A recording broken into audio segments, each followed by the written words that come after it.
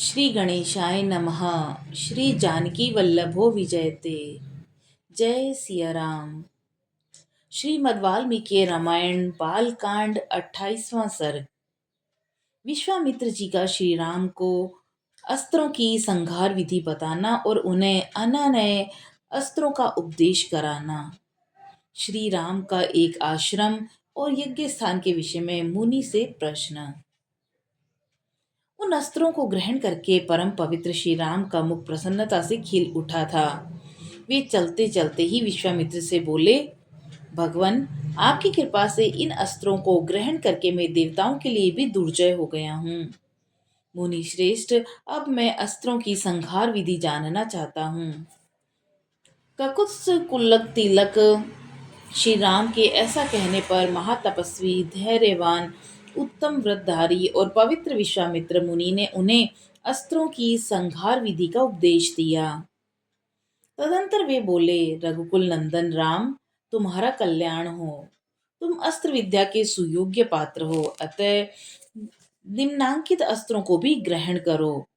सत्यवान, सत्यकीर्ति, धृष्ट, रंभस, प्रतिहार तर, प्रांगमुख, अवांगमुख, लक्ष्य, अलक्ष्य, दृढ़नाभ, सुनाभ, दक्षाश, शातवक, शत्रवक्र, दशशीर्ष, शतोदर, पद्मनाभ, महानाभ, दुदुम्नाभ, स्वनाभ, ज्योतिष, शकुन, नैरास्य, विमल, दैत्यनाशक, योगंधर और विनिद्र, शुचिबाहु, महाबाहु, निष्कली, विरुच, सर्चिमाली, धृतमाली, वृत्तिमान, रुचिर, पित्र्य, सोमनस्य, विधूत, मकर, परवीर, रति, धन, धान्य, काम रूप, काम रुचि, मोह, आवरण, जृंबक, सर्पनाथ, पंतल और वरुणी सभी प्रजापति कृशाश्व के पुत्र हैं। ये इच्छानुसार रूप धारण करने वाले तथा परम तेजस्वी हैं। इन्हें ग्रहण करो। तब बहुत अच्छा कहकर श्री रामचंद्र जी ने प्रसन्न मन से उन अस्त्रों को ग्रहण किया और उन मूर्तिमान अस्त्रों के शरीर दिव्य तेज से उद्भासित हो रहे थे। वे अस्त्र जगत को सुख देने वाले थे। उनमें से कितने ही अंगारों के समान तेजस्वी थे और कितने ही धूम के समान काले प्रतीत होते थे तथा कुछ अस्त्र सूर्य और चंद्रमा के समान प्रकाशमान थे। वे सब के सब हाथ जोड़कर श्री राम के समक्ष खड़े हुए। उन्होंने अंजलि बांधे मधुर वाणी में श्री राम से इस प्रकार कहा, पुरुष सिंह, हम लोग आपके दास हैं, आज्ञा कीजिए, हम आपकी क्या सेवा करें। तब रघुकुल नंदन राम ने उनसे कहा कि इस समय तो आप लोग अपने अभिष्ट स्थान को जाएं, परंतु आवश्यकता के समय मेरे मन में स्थित होकर सदा मेरी सहायता करते रहें। उसके पश्चात वे श्री राम की परिक्रमा करके उनसे विदा ले उनकी आज्ञा के अनुसार कार्य करने की प्रतिज्ञा करके जैसे आए थे वैसे ही चले गए। इस प्रकार उन अस्त्रों का ज्ञान प्राप्त करके श्री रघुनाथ जी ने चलते चलते ही महामुनि विश्वामित्र जी से मधुरवाणी में पूछा कि भगवान, सामने वाले पर्वत के पास ही जो यह मेघों की घटा के समान सघन वृक्षों से भरा हुआ स्थान दिखाई देता है, यह क्या है? उसके विषय में जानने के लिए मेरे मन में बड़ी उत्कंठा हो रही है। यह दर्शनीय स्थान मृगों के झुंड से भरा हुआ होने के कारण अत्यंत मनोहर प्रतीत होता है। नाना प्रकार के पक्षी अपनी मधुर शब्दावली से इस स्थान को शोभा बढ़ाते हैं। मुनिश्रेष्ठ, इस प्रदेश की इस सुखमय स्थिति से ये जान पड़ता है कि अब हम लोग उस रोमांचकारी दुर्गम टाटका वन से बाहर निकल आए हैं। भगवान, मुझे सब कुछ बताइए, यह किसका आश्रम है? भगवान महामुने, जहाँ आपकी यज्ञ क्रिया ही हो रही है, वहाँ वे पापी दुराचारी ब्रह्म हत्यारे दुरात्मा राक्षस आपके यज्ञ में विघ्न डालने के लिए आया करते हैं। और जहाँ मुझे यज्ञ की रक्षा और राक्षसों के वध का कार्य करना है, उस आपके आश्रम का कौन सा देश है? ब्राह्मण, मुनि श्रेष्ठ प्रभु, यह सब मैं सुनना चाहता हूँ। इस प्रकार श्री वाल्मीकि निर्मित आर्ष रामायण आदि काव्य के बाल कांड में 28वां सर्ग पूरा हुआ। 29वां सर्ग। विश्वामित्र जी का श्री राम से सिद्धाश्रम का पूर्व वृतांत बताना और उन दोनों भाइयों के साथ अपने आश्रम पर पहुंचकर पूजित होना। अपरिमित प्रभावशाली भगवान श्री राम का वचन सुनकर महातेजस्वी विश्वामित्र ने उनके प्रश्न का उत्तर देना आरंभ किया। महाभाव श्री राम, पूर्व काल में यहाँ देव वंदित भगवान विष्णु ने बहुत वर्षों एवं 100 युग तक तपस्या के लिए निवास किया था। उन्होंने यहाँ बहुत बड़ी तपस्या की थी। यह स्थान महात्मा वामन का वामन अवतार धारण करने को उद्यत हुए श्री विष्णु का अवतार ग्रहण करने से पूर्व आश्रम था। इसकी सिद्धाश्रम के नाम से यह प्रसिद्धि है, क्योंकि यहाँ महातपस्वी विष्णु को सिद्धि प्राप्त हुई थी। जब वे तपस्या करते थे उसी समय विरोचन कुमार राजा बलि ने इंद्र तथा मरुदगणों सहित समस्त देवताओं को पराजित करके उनका राज्य अपने अधिकार में कर लिया था। वे तीनों लोकों में विख्यात हो गए थे। उन महाबली महान असुर राज ने एक यज्ञ का आयोजन किया। उधर बलि यज्ञ में लगे हुए थे, इधर अग्नि आदि देवता स्वयं इस आश्रम में पधार कर भगवान विष्णु से बोले, सर्वव्यापी परमेश्वर, विरोचन कुमार बलि एक उत्तम यज्ञ का अनुष्ठान कर रहे हैं। उनका वह यज्ञ संबंधी नियम पूर्ण होने से पहले ही हमें अपना कार्य सिद्ध कर लेना चाहिए। इस समय जो भी याचक इधर उधर से आकर उनके यहाँ याचना के लिए उपस्थित होते हैं, वे गौ, भूमि और सुवर्ण आदि संपत्तियों से जिस वस्तु को भी लेना चाहते हैं, उनको वे सारी वस्तुएं राजा बलि यथावत रूप से अर्पित करते हैं।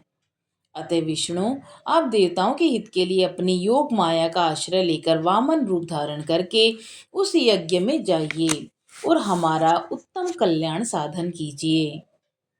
श्री राम उस समय अग्नि के समान तेजस्वी महर्षि कश्यप धर्मपत्नी अदिति के साथ अपने तेज से प्रकाशित होते हुए वहां आए।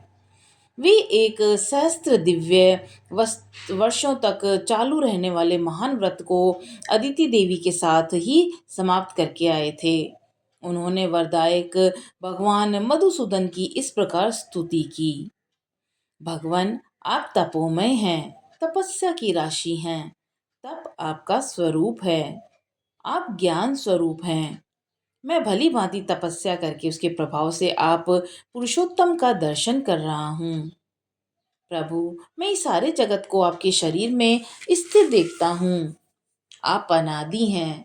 देश काल वस्तु को सौम्य से परे होने के कारण आपका इंद्र मिथ्य रूप निर्देश नहीं किया जा सकता।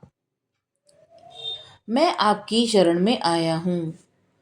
कश्यप जी के सारे पाप धुल गए थे। भगवान श्री हरि ने अत्यंत प्रसन्न होकर उनसे कहा कि महर्षि, तुम्हारा कल्याण हो। तुम अपनी इच्छा के अनुसार कोई भी वर मांगो, क्योंकि मेरे विचार से वर पाने के योग्य हो। भगवान का यह वचन सुनकर मरीचि नंदन कश्यप ने कहा, उत्तम व्रत का पालन करने वाले वरदायक परमेश्वर, संपूर्ण देवताओं की, अदिति की तथा मेरी भी आपसे एक ही बात के लिए बारंबार याचना है। आप अत्यंत प्रसन्न होकर मुझे वह एक ही वर प्रदान करें। भगवान, निष्पाप नारायण देव, आप मेरे और अदिति के पुत्र हो जाएं। असुर सुदन, आप इंद्र के छोटे भाई हों और शोक से पीड़ित हुए इन देवताओं की सहायता करें। देवेश्वर भगवान, आपकी कृपा से यह स्थान सिद्धाश्रम के नाम से विख्यात होगा। अब आपका तप रूप कार्य सिद्ध हो गया है, अतः यहाँ से उठिए। तदंतर महातेजस्वी भगवान विष्णु अदिति देवी के गर्भ से प्रकट हुए और वामन रूप धारण करके विरोचन कुमार बलि के पास गए। संपूर्ण लोगों के हित में तत्पर रहने वाले भगवान विष्णु बलि के अधिकार से त्रिलोकों का राज्य ले लेना चाहते थे। अतः उन्होंने 3 पग भूमि के लिए याचना करके उनसे भूमि दान ग्रहण किया और तीनों लोकों को आक्रांत करके उन्हें पुनः देवराज इंद्र को लौटा दिया। महातेजस्वी श्री हरि ने अपनी शक्ति से बलि का निग्रह करके त्रिलोकी को पुनः इंद्र के अधीन कर दिया।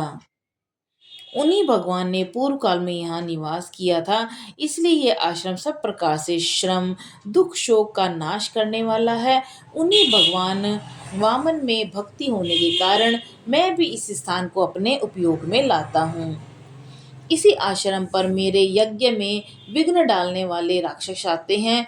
पुरुष सिंह, यही तुम्हें उन दुराचारियों का वध करना है। श्री राम, अब हम लोग उस परम उत्तम सिद्धाश्रम में पहुंच रहे हैं। तात, वह आश्रम जैसे मेरा है वैसे ही तुम्हारा भी है। ऐसा कहकर महामुनि ने बड़े प्रेम से श्री राम और लक्ष्मण के हाथ पकड़ लिए और उन दोनों के साथ आश्रम में प्रवेश किया। उस समय पुनर्वसु नामक दो नक्षत्रों के बीच में स्थित तुषार रहित चंद्रमा की भांति उनकी शोभा हुई। विश्वामित्र जी को आया देख सिद्धाश्रम में रहने वाले सभी तपस्वी उछलते कूदते हुए सहसा उनके पास आए और सबने मिलकर उन बुद्धिमान विश्वामित्र जी की यथोचित पूजा की। इसी प्रकार उन्होंने उन दोनों राजकुमारों का भी अतिथि सत्कार किया। 2 घड़ी तक विश्राम करने के बाद रघुकुल को आनंद देने वाले शत्रु दमन राजकुमार श्री राम और लक्ष्मण हाथ जोड़कर मुनिवर विश्वामित्र से बोले, मुनि श्रेष्ठ, आप आज ही यज्ञ की दीक्षा ग्रहण करें, आपका कल्याण हो। यह सिद्धाश्रम वास्तव में यथा नाम तथा गुण सिद्ध हो और राक्षसों के वध के विषय में आपकी कही हुई बात सच्ची हो। उनके ऐसा कहने पर महातेजस्वी महर्षि विश्वामित्र जितेंद्रिय भाव से नियम पूर्वक यज्ञ की दीक्षा में प्रविष्ट हुए। वे दोनों राजकुमार भी सावधानी के साथ रात व्यतीत करके सवेरे उठे और स्नान आदि से शुद्ध होकर प्रातः काल की संध्या उपासना तथा नियम पूर्वक सर्वश्रेष्ठ गायत्री मंत्र का जप करने लगे। जप पूरा होने पर उन्होंने अग्निहोत्र करके बैठे हुए विश्वामित्र जी के चरणों में वंदना की। इस प्रकार वाल्मीकि निर्मित आर्ष रामायण आदि काव्य के बाल कांड में 29वां सर्ग पूरा हुआ। बोलो सियावर रामचंद्र जी की जय। पवन सुत हनुमान जी की जय।